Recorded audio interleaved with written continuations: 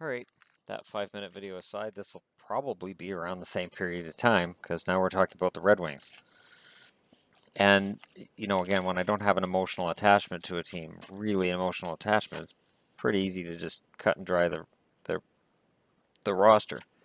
Now, up front, Larkin, Zetterberg, Nyquist. The thing is, I don't know if Zetterberg, he's projected on their depth chart as a center. He can play center, he can play wing. I wonder at what point do they say, well, we want Larkin as the face of the franchise to be a frontline center.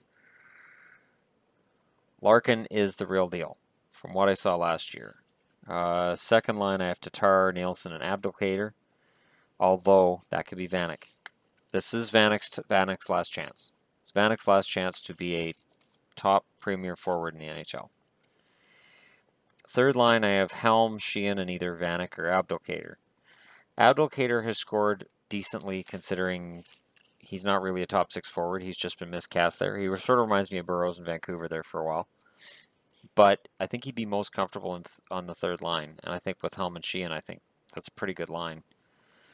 Fourth line, Ott, Glendening, and Miller. And then the extra guys I've got here are Anthony Mantha and Athanasiu?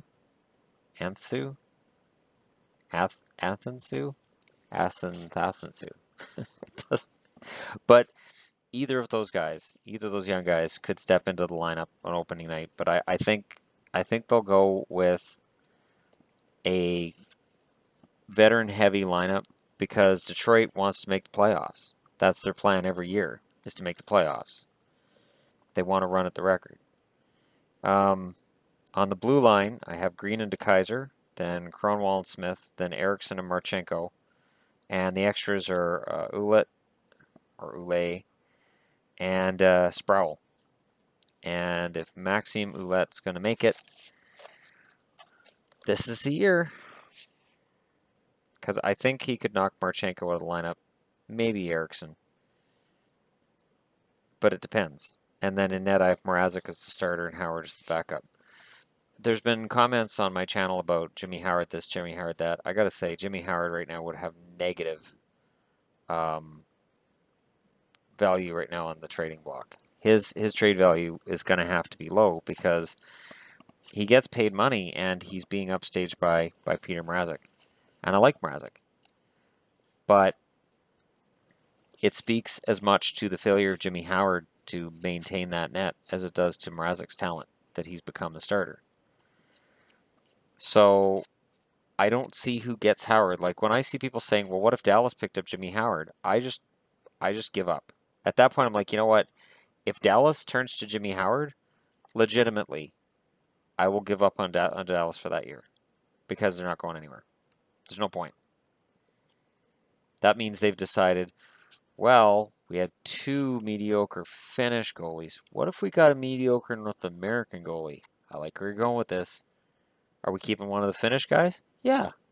Yeah, let's keep one of the mediocre Finnish guys and put him in the mediocre North American goalie. That way we have the intercontinental mediocre goaltender of the year. Meeting adjourned. We're good. We're set. No. So, yeah. And I'm also interested to see how there's some guys playing in Detroit's farm system that I'm interested to see how they're going to turn out. Jake Patterson's one of them. I was big on him in NHL 12, I want to say, or 13. He became my franchise goalie, so it'd be fun to see him do well. I roll my eyes because it's just a video game, but still, when you play as a guy and then 4 years later he ends up in the NHL, it's pretty cool. But it's a good lineup for Detroit. Do I think it makes the playoffs? A lot of it depends on Mike Green. If Mike Green can find any of the magic he had in Washington, if he can find that shot and that consistency, and he hasn't had that in a long while, but if he can find it, you just never know. I like DeKaiser. I like Brendan Smith. I haven't seen enough of Marchenko to say one way or the other. If Kronwall's on your second pairing, I think that protects him a little bit, cuts down his minutes, and I think you're in good shape. And then, yeah, that top 6 is not bad. But again, it depends on Nielsen and Vanek.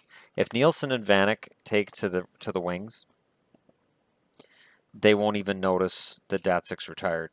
Datsuk barely played last year. It's sort of like Johan Franzen. Franzen disappeared too. The wings just keep losing these veterans, and they always have young guys to come in and take their place. Anthony Mantha's next. So I wouldn't bet against Detroit making the playoffs, but it's going to be tough. Like when I get through these opening night rosters, which are fun little things like this, and we start getting into the meat and potatoes of who the real good teams are. Oh boy, that could be brutal. Anyways, that's Detroit. That's my projected lineup. Thanks for watching.